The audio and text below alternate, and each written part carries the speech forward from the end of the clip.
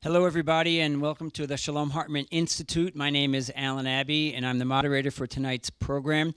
We're running a few minutes late, so we'll get right to it. We have a very interesting presentation by two speakers. The first one is Dr. Yehuda Kurtzer, president of the Shalom Hartman Institute of North America. He's in our New York office. The second presenter tonight is Dr. Haroon Moghul, who is a fellow of the Hartman Institute's Muslim Leadership Initiative. And Haroon was supposed to be sitting side by side with Yehuda in New York, but the only thing that could take him away from this program was an invitation from the President of the United States, and he got one. So Haroon is with President Obama in Baltimore, and if everything is working as it should tonight, we will hear from Haroon directly from Baltimore. He has also pre-recorded his presentation so he can have the benefit of his planned talk. And again, if all goes well, we should be able to have Haroon with us live from Baltimore on the phone, but I'm not making any promises. Okay, so I want to get right to it. Dr. Yehuda Kurtzer is the president of the Shalom Hartman Institute of North America.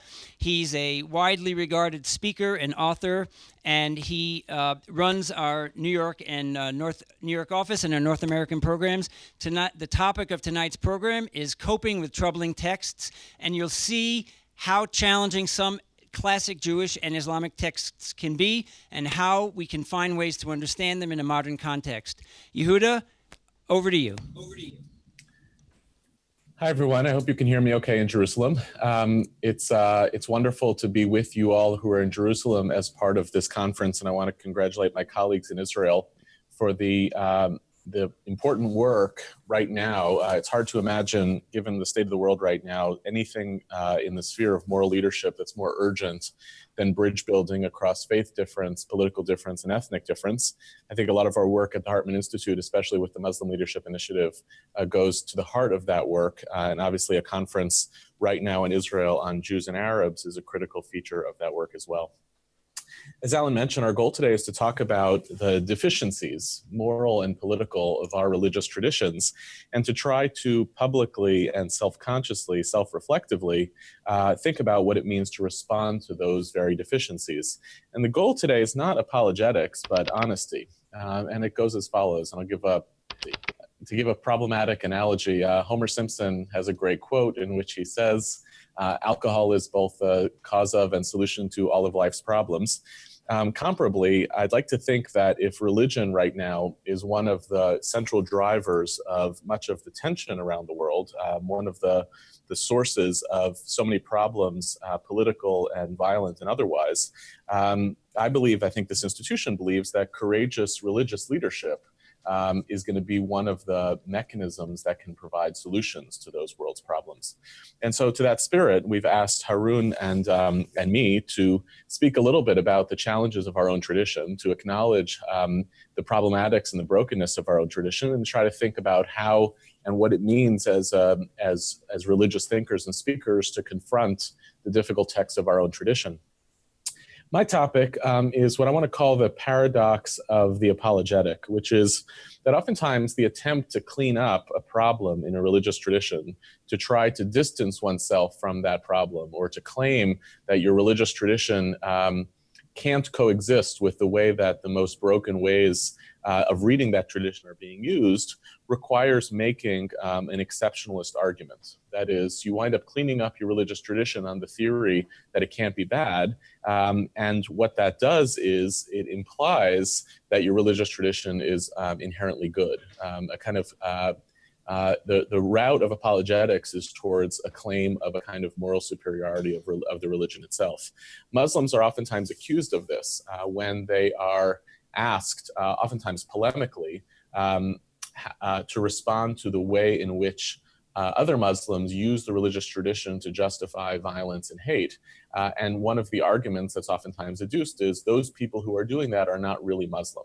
And the implication when somebody says something like that is that Islam can't represent problematic ideas, which is in itself an exceptionalist argument and opens up to a whole other moral deficiency.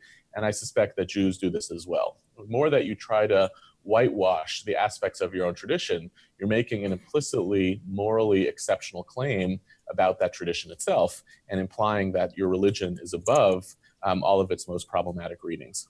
So that's the challenge I want to do. And the way I wanted to present that was to look at really one of the, in list of if every religious tradition has its greatest hits, it also has like the 10 things, the 10 texts, the 10 ideas that you wish you could get rid of, that you would like feel better as a Jew if this wasn't a story that was part of our canon.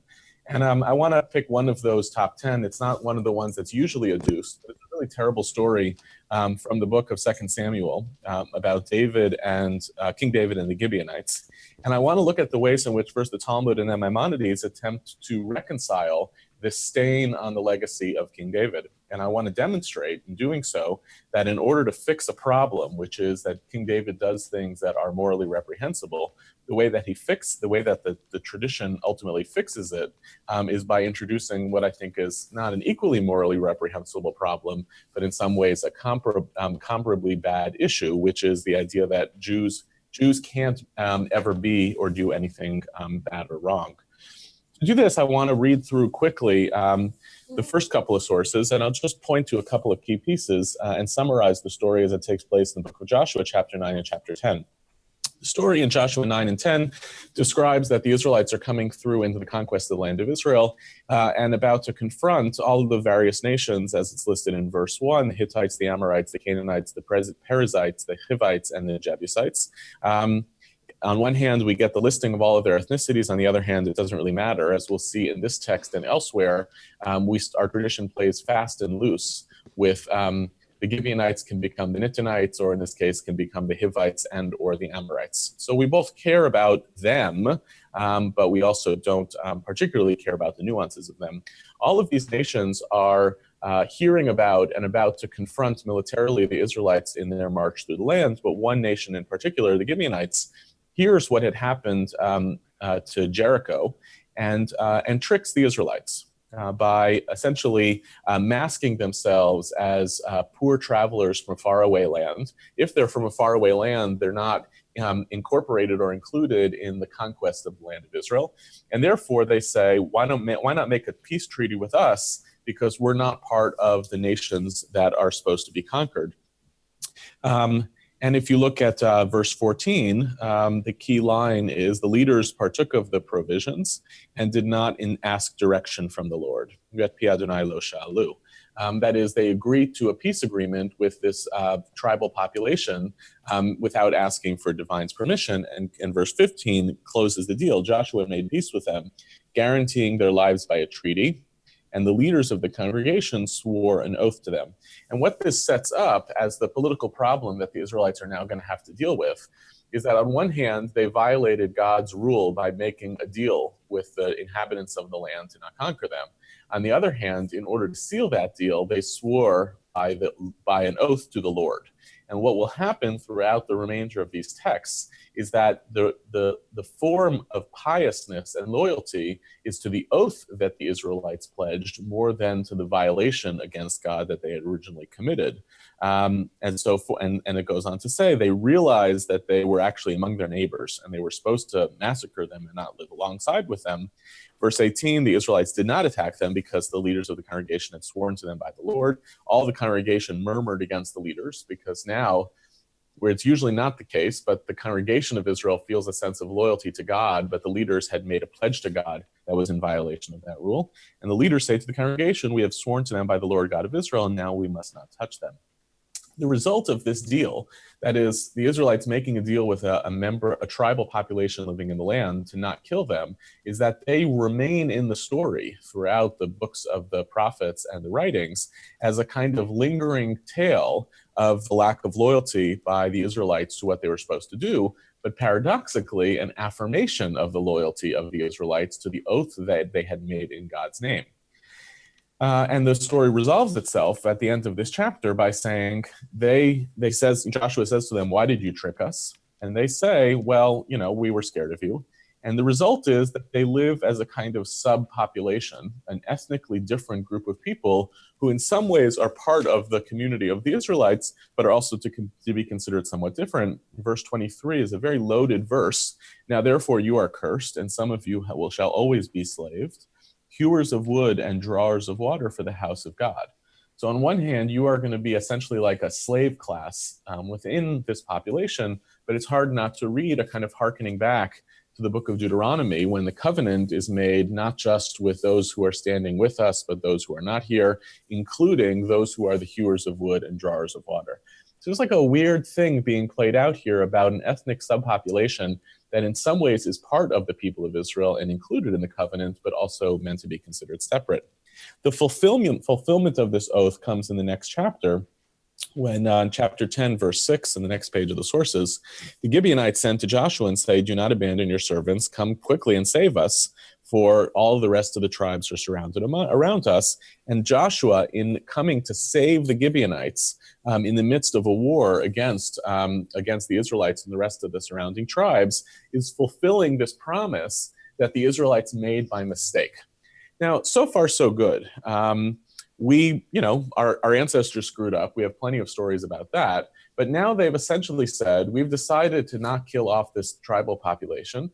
And that should in some ways be a good story from our tradition, that we made a deal. It may have been a rotten deal, but we're now pledged to hold by it. Last thing I want to point out before unpacking the problematic is on verse 26, the symbol of the deal is that the 5 kings who they actually do go to war against get hanged out in public until the evening. So a kind of sealing of the deal is that instead of killing the Gibeonites, we killed the other kings.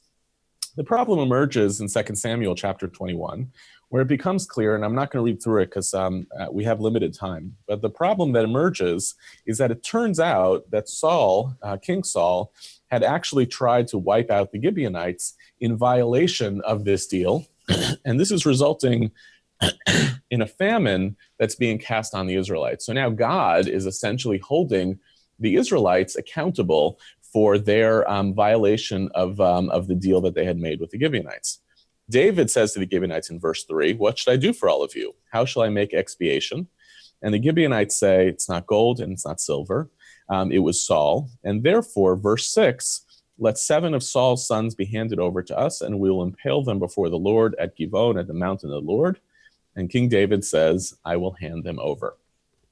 This is like a devastating, horrible, horrendous text. What does it mean for the king of the Israelites to make expiation for the sins of his predecessor by massacring the 7 innocent children of King Saul? And what does it mean actually theologically that the result of this, and there's more to unpack in the story, but the result of this is that God eliminates the famine from the people. And I'm left with, as a reader of the tradition, this is what it means to say confronting a difficult text. I'm left as a reader of this tradition, on one hand, imagining that King David, our ancestor, is the ideal king from the perspective of Jewish and biblical tradition, the kind of exemplar around whom we imagine the Messianic age. On the other hand, he very quickly, almost callously, is willing to sacrifice, massacre, and ultimately crucify Saul's children to reconcile with a deal that was made by his ancestors. Maybe I should be proud of the fact that they were loyal to the deal, but the cost is the moral intuition. Where is David David who would remind us of the Genesis of Abraham, the Abraham of Genesis 18, fighting back against an immoral commandment or immoral obligation, even though it seems to be what God wants. The rabbis, as a result of this problem, confronted with a version of David who they find to be untenable, clean him up. The rabbis do this all the time. They rabbinize biblical characters to make them more rabbinic. And in this case, it's not just making him more rabbinic, but making him more pious. And the rabbinic version of this account in Yevamot 78b to 79a, the rabbis substitute or incorporate a whole bit of dialogue on the back and forth of all of the inquiries that David made within the camp of Israel to make sure that the reason that the Israelites were being punished was precisely because of this violation to the Gibeonites. So it's correcting problem number 1, which is David seems really willing to accept this narrative of the Gibeonites. It corrects that problem.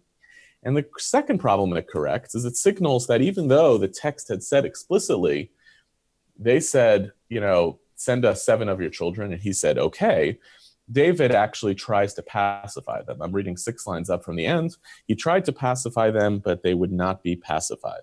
And it's as a result of their character traits and not David being as cruel and violent as them, they created the conditions that required of the Israelites to do something terrible.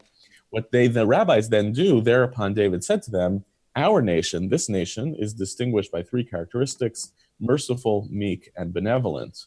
In other words, the result of this text, according to the rabbis, is not a sense of embarrassment or shame that we have this violent instinct or this violent predisposition, but they do. And sometimes they, being bad, force us who are inherently good to do things that are against our will. It essentially exonerates David of any wrongdoing, and in doing so, constructs an essential difference between the us and the them. What's most astonishing is what Maimonides does with it next, and with this I'll conclude, is that he entrenches this distinction between the us and the them into Jewish law, which is to say, Maimonides says, all families have acceptable lineage and is permitted to marry into them without reservation. However, in other words, everybody's okay to marry. However, if you see families quarreling with each other, or if you see one family always involved in quarrels, or a person who's very quarrelsome, we suspect them of their lineage. This is an incredibly subversive idea about ethnicity and ancestry, that lineage and ancestry are expressed through our moral characteristics as opposed to through our bloodline, and it's best to stay away from them. As he goes on to say, 8 lines up from the bottom, any brazen or cruel person, or one who hates others and does not perform acts of kindness towards them and cruelty, we are very suspicious that he is a Gibeonite.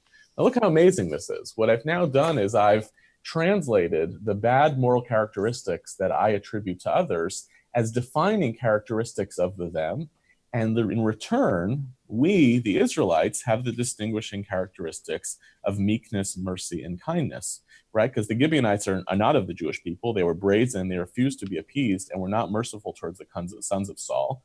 And they did not act kindly towards the Jews by refusing to forgive the sons of their king, whereas the Jews had acted kindly towards them and had allowed them to live in the beginning. Look what an amazing rhetorical trick Maimonides and the rabbis have done, which is, I had this messy, ugly story about David's transgression and his wrongdoing, his willingness to sacrifice the sons of Saul in order to pacify the Gibeonites.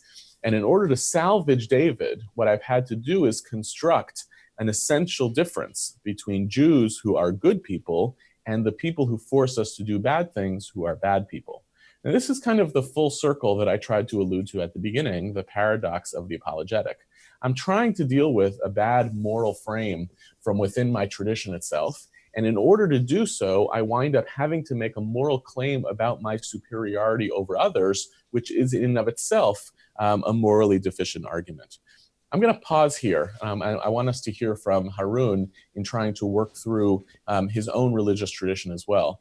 But I suspect that part of the moral obligation that we are cast to deal with as people in the modern world is how to both own the moral culpability of our religious tradition, as in the David story, and how to also be cautious of the effort to surface arguments that signal that we don't want to be implicated by David in that story. We don't want to be the people of David in response to the Gibeonites. How do we prevent, in our efforts to not be David, not become the people of Maimonides, not to assume that just because we don't want to be implicated by the bad moral stories in our tradition, that we have to make of ourselves a kind of moral exceptionalism that in and of itself can translate to a kind of racism. So let me pause there and turn it over to our recorded talk from Haroon, and hopefully we can hear from both of us in conversation afterwards. Good afternoon. My name is Haroon Moghul. I will be presenting 6 texts to you, which are particularly relevant, I think, to the present moment in the Muslim world and in Muslim communities around the world. The title of this seminar is Troubling Texts. And of course, before we choose texts, we have to decide what troubles us. So I realize that in selecting these texts, there is a bias at work. I'm looking at texts that I believe is relevant to the present Muslim world, understanding many of the debates and conversations that are roiling the Muslim world, and to many of the most intense, painful, and divisive conversations that take place in Muslim communities around the world. even if these texts are not necessarily immediately relevant, they affect many Muslims because they shape our relationship to the wider world. I will give you a little bit of a background to help us understand these texts. There are 6 of them. The first 2 constitute part of what we would call Sharia, or Islamic law, as it's casually called. And the subsequent 4 texts, number 3 through 6, are contemporary 20th century texts by Islamic modern thinkers who are attempting to really wrestle with some of the ideas in these texts and to make sense of them for a modern age. So 2 are the source texts that all Muslims use in their day-to-day life, in their understanding of religion, and believe are part of their religion. And 3, 4, 5, and 6 are modern interpretations and contestations of some of the ideas in the text. So given that, I'm going to start by giving you an overview of number 1 and number 2, and then we'll jump to the second group, 3, 4, 5, and 6. Probably you've heard the word Sharia before. Maybe you know a little bit about it. If you don't, I will say that Sharia in Arabic literally means the path to the water, the means by which you arrive at a certain destination, or the means at which you find salvation. So an analogy to halakha would not be inappropriate or incorrect. Many of the functions of Islamic sacred law are similar. Many of the ideas and debates and interpretive issues underneath are also very similar. So Sharia means the path to the water. In the Muslim tradition, it is composed of 2 primary sources. First of these is the Quran, and the second of these is what we call the Sunnah, or the path of the Prophet Muhammad. The Sunnah is composed of everything he did or said, approved of or rejected, implicitly or explicitly, as recorded in different books. The 2 texts that I'm starting with are from the Sunnah. They are called hadith, or reports, from hadatha in Arabic, which means to tell or to report or transmit. Oftentimes in modern Arabic, it's used to describe the news. So basically to describe what's happening. So the Quran is what Muslims believe is the word of God, literally transmitted via Gabriel through Muhammad and preserved in its original form. The Sunnah is a little bit more contentious because most Muslims believe that the Sunnah is God implicitly guiding Muhammad to live out the Quran and the values of the Quran in his daily life. So to give you a very simple example of how Sharia often functions, and we'll go to text 1 to help us understand it better, is a Muslim scholar or thinker will first approach the Quran and then approach the hadith to help understand the Quran. So if there's a verse from the Quran that's a little bit confusing, a little bit contentious, or perhaps open to multiple interpretations, your immediate next move is to go to the Sunnah and to say, okay, what does the Sunnah, what do the Prophet say about this, and what can we draw from it? So given that, the first text I'm starting with in your booklet, it's titled, What is Sharia? It is a hadith of a very famous incident from very late in the Prophet Muhammad's life. So he's born in the year 570, and he dies in the year 632. The Muslim belief is that he is alive for long enough to basically completely transmit the message of Islam to humanity. So this text comes from the last year of his life. And basically, it is him talking to one of his closest companions about what his responsibility will be in his absence.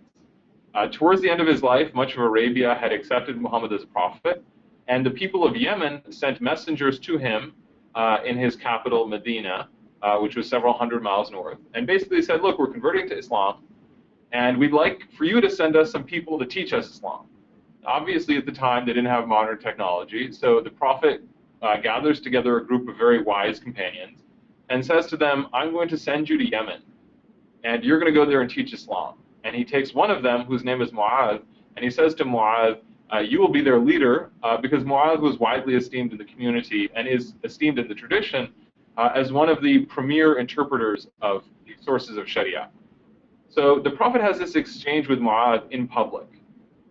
And he's basically asking Mu'adh, what are you going to do in my absence? And I want to underline the word absence, because for Muslims, the challenge really happens when the Prophet dies, and now you have this interpretive vacuum, where suddenly you have the Quran and what the Prophet did, but you no longer have a living link that can authoritatively and definitively interpret the Quran for you.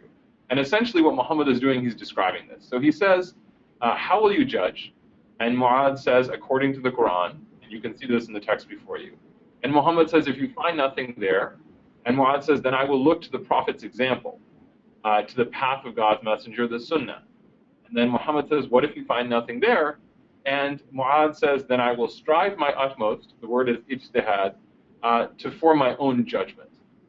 Now this is a really important text because basically what it's saying is that there is scope for human reason and interpretation, and it is preparing the community for the fact that Muhammad is going to die. And as such, the community is going to have to figure out for itself what it's supposed to do with these questions, these sources.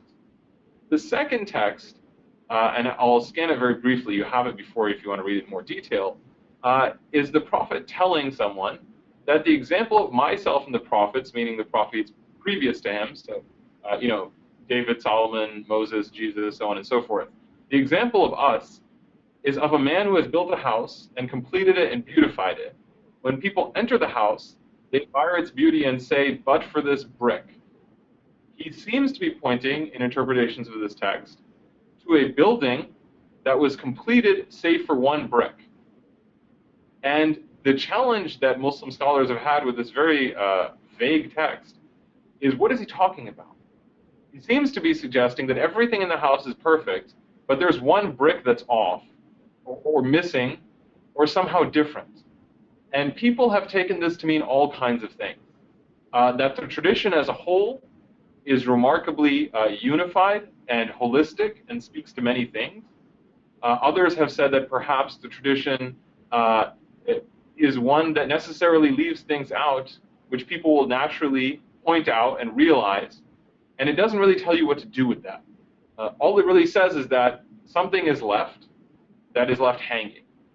And the reason I use these two texts is because they've been very powerful in helping us to understand the dilemma of modern Islam. I know you've seen headlines and the tumult and the divisions and sometimes outright violence in much of the Muslim world. And some of it, I believe, has to do with a simple problem. When Muhammad died, the system that evolved after him was basically oriented around what we call a caliphate.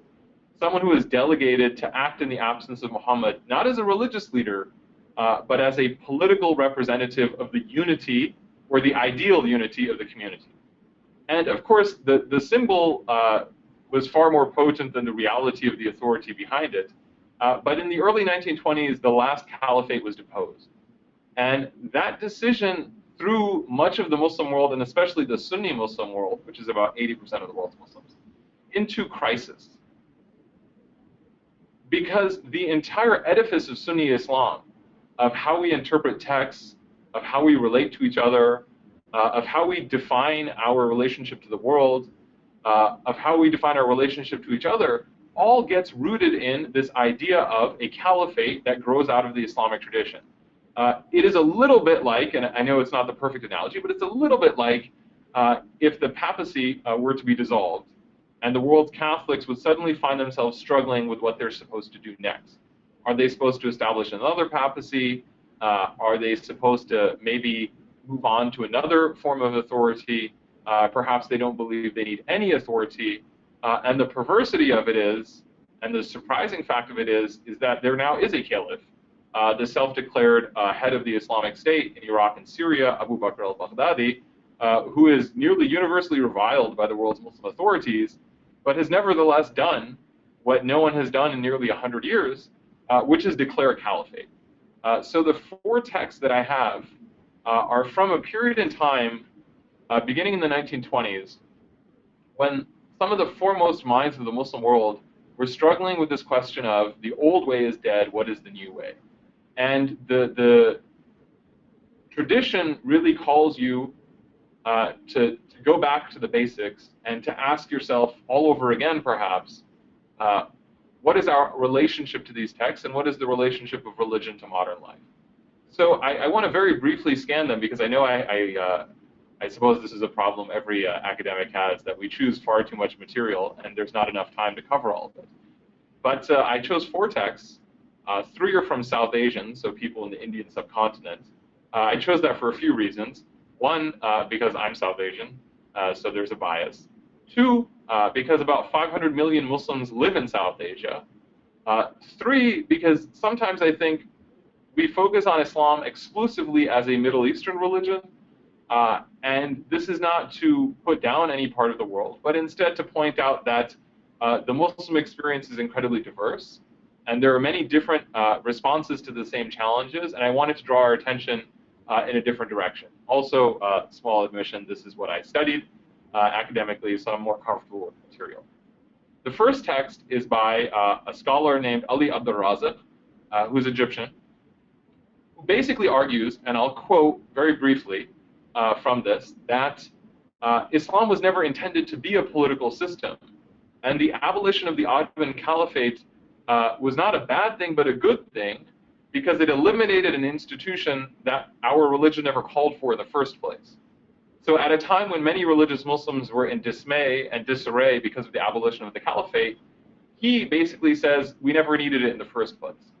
And so in the third paragraph of this text, he says, during all his life, the Prophet made no allusion to anything which could be called an Islamic state or an Arab state. It would be blasphemy to think otherwise.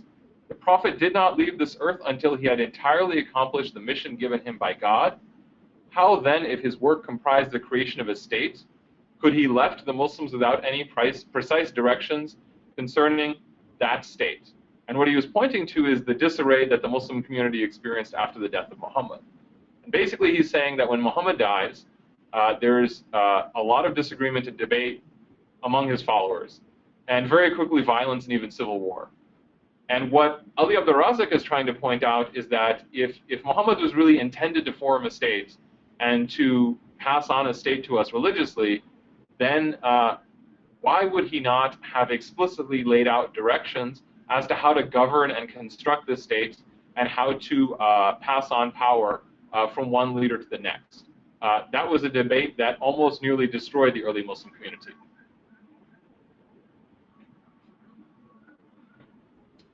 The second text is from a thinker from South Asia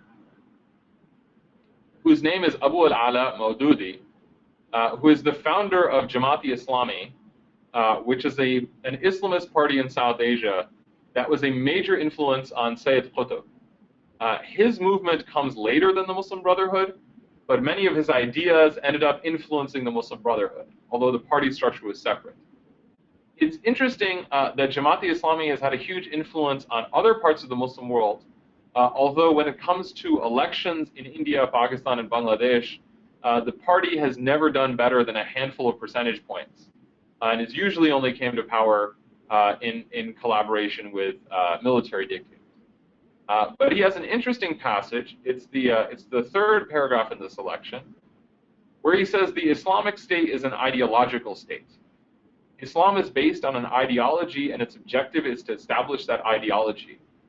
Whoever accepts this program, no matter to what race, nation, or country he may belong, can join the community that runs the Islamic State. Now that's an interesting text to me, because one, he basically comes out and says Islam is an ideology, which is a word that didn't even exist in the Arabic of the Prophet's time. But two, he seems to be drawing this out of the story of Mu'adh. The Prophet delegates to Mu'adh the right to interpret and rule as long as he goes back to the sources in the proper way. And Maududi argues that the caliphate was a problem not because of the nature of religious authority itself, but the form it took.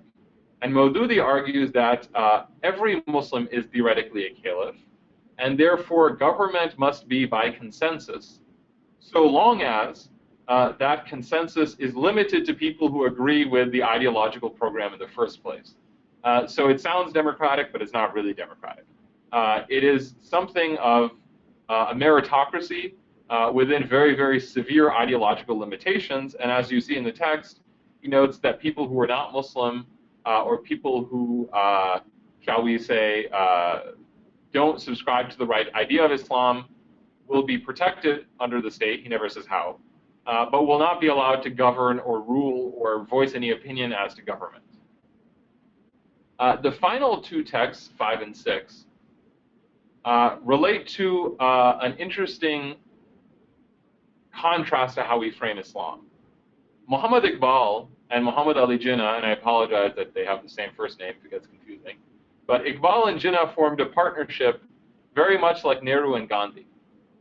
They were Muslims from South Asia who did the bulk of their political work in the 1920s and 30s, and basically came to believe that the large Muslim populations of the subcontinent should be somehow sovereign.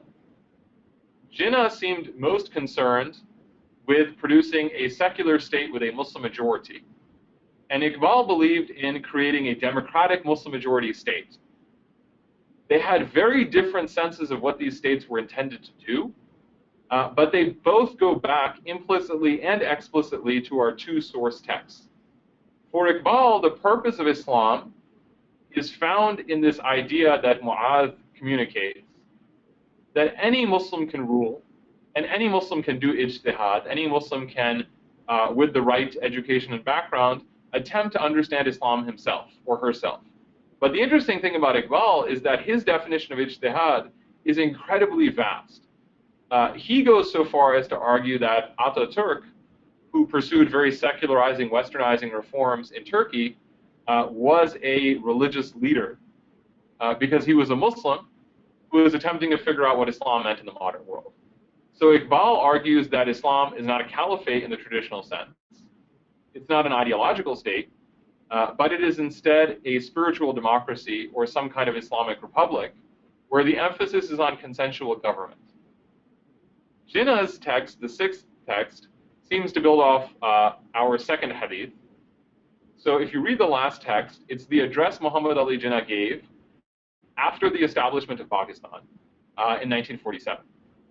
The amazing thing about this text is here you have a man who has presided over the creation of what was at the time the largest Muslim nation in the world and one of the largest democracies in the world.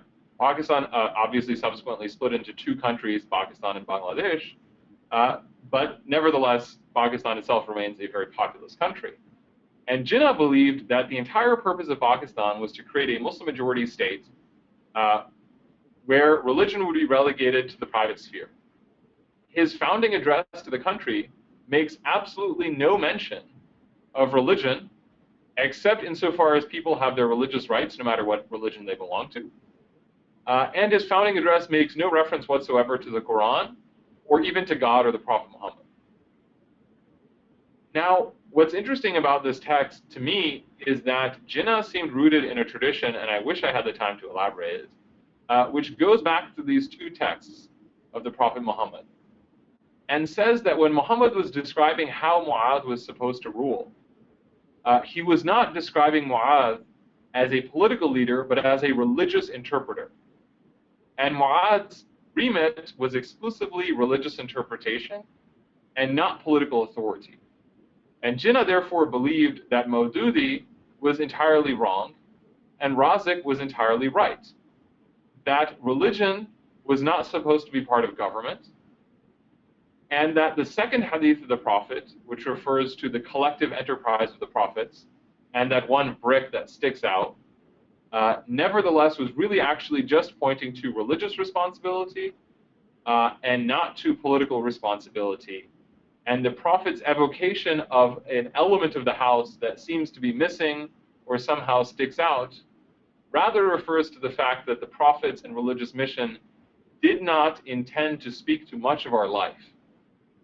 And the reason why the example of a single brick was used is not because this part of their mission, or rather the private part of their mission, was somehow of a different order of importance, but that in the grand scheme of things, our private lives and our political lives are not the remit of religion in quite the way that Maududi would understand it. Thank you very much.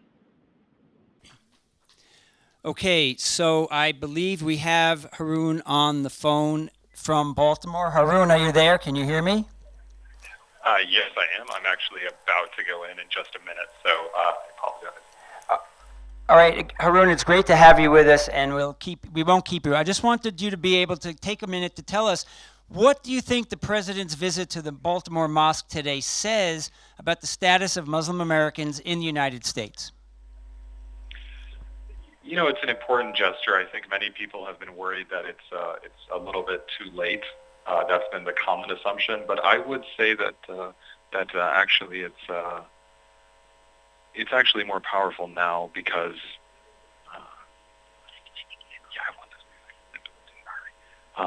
it's just it's a more powerful time right now, given the optics and the fact that it's his first ever visit and the anti-Muslim climate. Thank you very much, Haroon. We'll let you go. I guess you'll have to make our apologies to the president if we held him up. All right, I would like to now have a few questions. Yehuda, we had a few sent to us in advance of the program, so I'm going to read one or two to you, and then I have actually a question that Haroon did answer for us earlier. So let's start with that. Yehuda, actually, I'm going to give you this question that and give you Haroon's answer as well. It says, Janice Michelson wrote to us. She said, what can we do to educate those who are not closed-minded about the Israeli-Palestinian situation to reach those who would be open-minded? If I find people who care about the situation, I usually find only extreme positions. Look, I think one of the ways I think about this and struggle with it is how do you build a mass movement around nuance and subtlety? That's the hard question that's essentially being asked. It's very easy to identify strongly held positions, and strongly held positions oftentimes translate quickly into very loud rhetoric. And that loud rhetoric oftentimes is not fully representative of the mainstream populations. And I think we know that here in America with a lot of the loudest rhetoric, both about domestic politics, about ethnic groups, and so forth, and certainly it's the case in Israel as well. I think what we're trying to do here today, without being too meta, is actually a little bit of inhabiting that breach. What would happen if actually you tried to put together rational and reasonable people who actually genuinely don't agree on a lot? Haroon and I deeply disagree on some aspects of Middle Eastern politics, but part of the activity of trying to talk about our traditions, our religious traditions, wrestling with core questions of identity and meaning and doing it in front of each other is a way of building credibility on character through a kind of modeling of a kind of vulnerability that enables you to at least feel that you have allies in a conversation. I don't think, and I don't know if the question intends this, that the goal is to get everybody who agrees with you or disagrees with you to be on your side, as much as to try to reshape the way in which that public conversation about these conflicts can actually take place, with the theory that actually a better version of a public conversation about this actually has a better chance of advancing policy solutions that ultimately more people can wrap their heads around. Thanks. I'll take the liberty of reading Haroon's answer to this very question. And he said that this is indeed the great question of our time. How do we find a space for discussion, debate, and dialogue as opinions become apparently ever more polarized? One of the strategies I have found, remember this is Haroon speaking, one of the strategies I have found effective is to work at building trust with people who might be across the aisle, so to speak, but have great authority or reach in their own communities. In the same way that an introduction to a stranger through a trusted friend transforms the potential of that new connection, so too might we think about trusted interlocutors as capable of opening doors that would otherwise remain shut to us. And we must trust those interlocutors to help us see our own blind spots. I'm going to finish.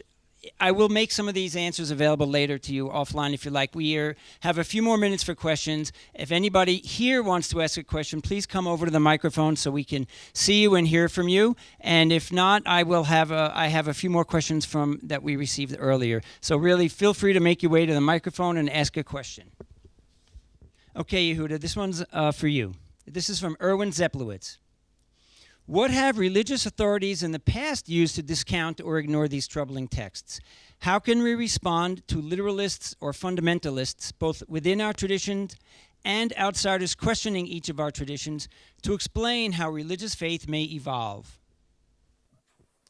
Look, so I think the epiphany that I had while I was listening to Haroon's talk is that many of us, you in the room, and I feel this personally. I think rabbis, scholars, imams everywhere who are trying to be on the side of what we're trying to talk about find themselves challenged, and I think this has been historically true, to be three things at the same time, or to do three things at the same time: to be translators of a tradition, transmitters of a tradition, and repairers of a tradition.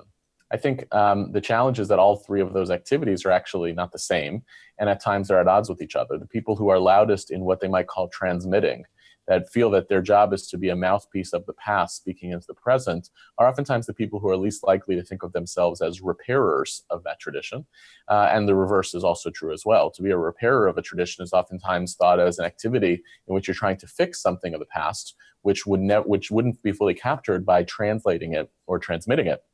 But I think this has actually been true throughout. I think when the rabbis, to use my example, think that they are fixing the problem of King David, it may be that they have a blind spot about what version of Judaism they're producing on the other end, but the moral urgency that they have to deal with is more that in the inheriting of David than it is in the production of the exceptionalism of Jewish tradition that emerges. So I actually find there's something incredibly courageous about both what the Talmud and Maimonides are trying to do here, which is to take a version of this tradition and make it morally viable for the people who are coming after them to be translators of the original story, transmitters of it, and also repairers of it.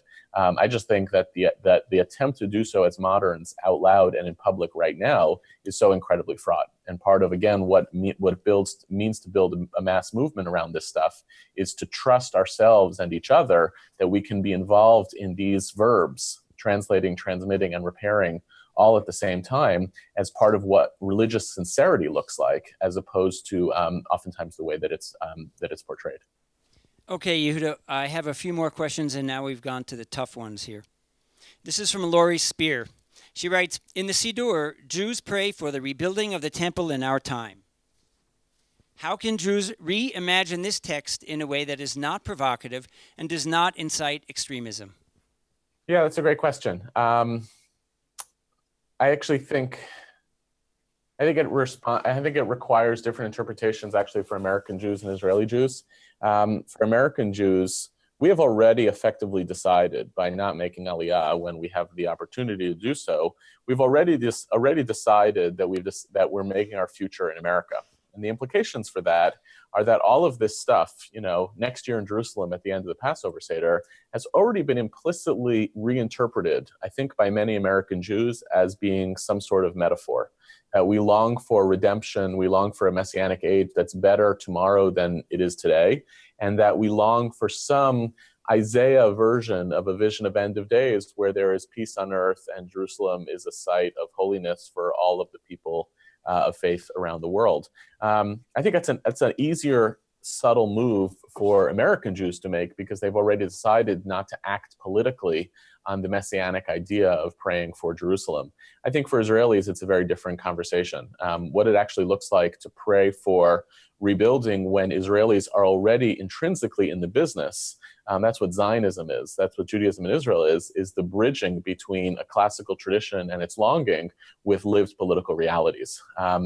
And on this, I recommend David Hartman's book, Israelis in the Jewish Tradition, who identified, I think correctly, that this is the exact central philosophical challenge of Zionism in our time. How do you bridge between the excitement that the state of Israel creates to actualize Judaism for the Jewish people as part of concrete political realities without becoming a fundamentalist about that is the huge risk involved with translating those past paradigms into modern politics. Okay, I think we have time for one more question. And you're welcome to, in fact, to dispute the premise here, but I'll read what the questioner said. This is from Clara Silver. She writes, how in an age of great moral and ethical evolution, that is the 21st century, and maybe there you might want to debate that point, are large numbers of people and communities still able to use ancient texts to propagate individual behaviors and broader cultures of violence, hatred, xenophobia, and discrimination? Why aren't these texts perceived more broadly as morally archaic and obsolete? Yeah, look, I think it's a great question. Thank you, Clara. Clara is an alum of our Hillel Professionals program. I think honestly, the great hubris of modernity was the belief that emancipation, enlightenment, all of these factors of modernity were going to steamroll over this broken stuff that we call religion, and that we'd ultimately end up better moral human beings on the other side. That has proven both false in premise and untenable for two reasons. One is, it turns out that secularism and the moral vocabulary that is surfaced by anti-religion can be as morally pernicious as religion itself. So the great debate among scholars, theologians trying to understand the Nazis, is that, are they a triumph of a certain kind of religious fundamentalism, or are they a triumph of a certain type of immoral secularism? So number one, it's inherently possible for modernity and what you call the opposite of the morally archaic to produce morally bankrupt outcomes. The second is that religion has a more powerful force over the human spirit than modernity ever thought was possible. And you could say that condescendingly, people need religion, or you could say it theologically, God persists. But in either case, religion has a staying power over human imagination much more powerfully than the steamroller of modernity has ever given credit to be. That's why the urgent project is not trying to make one of these arguments win, religion versus the morality of modernity, but trying to surface an authentically modern moral discourse within religion itself. They need each other. They're codependent on each other. And the more that we insist on the premise and the framing of your question, the more we cast the morality of the modern world against the archaic religious tradition, the more we actually entrench religious tradition in being morally archaic. In other words, it's a self-fulfilling prophecy. And religion winds up being the kind of morally bankrupt thing that's actually diminishing our world. The most interesting work is actually trying to inhabit the breach and saying, how do I make an authentic religious tradition that speaks with a profoundly modern moral vocabulary, both for the sake of modernity and for the sake of the religion itself. Thank you, Yehuda. I think we've actually run out of time for questions. I'm very sorry. But I just want to say that despite all the high-tech work, what you've heard tonight, today in the United States, is a classic Hartman conversation. People talking, people listening, people not necessarily feeling they have to agree with one another, but talking in a way that they can learn from one another. And hopefully you have all learned from both Yehuda and Haroon tonight. And I want to thank you again, Yehuda and Haroon, wherever you are out there in Baltimore. Thank you very much. We invite those of us here in the room to stay with us for the last part of this program in a few minutes. And everybody watching online, we're going to sign off now, but this program will be available online soon on video, and some of the program recorded, some of the program happening later this evening about David Hartman will in fact be made visible online as well fairly soon. So thank you very much again.